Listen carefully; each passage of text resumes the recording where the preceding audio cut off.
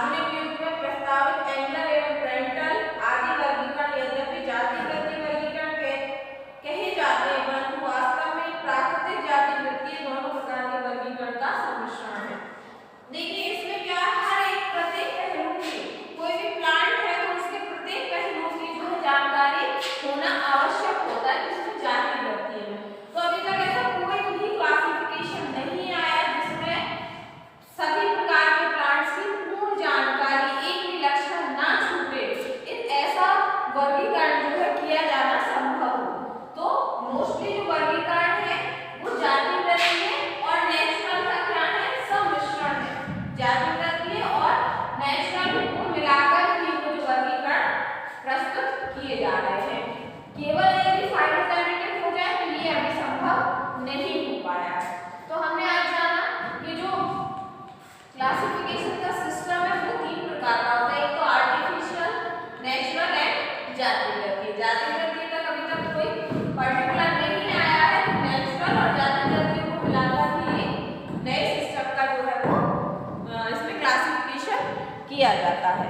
ठीक है, आज की क्लास में इतना ही रहेगा।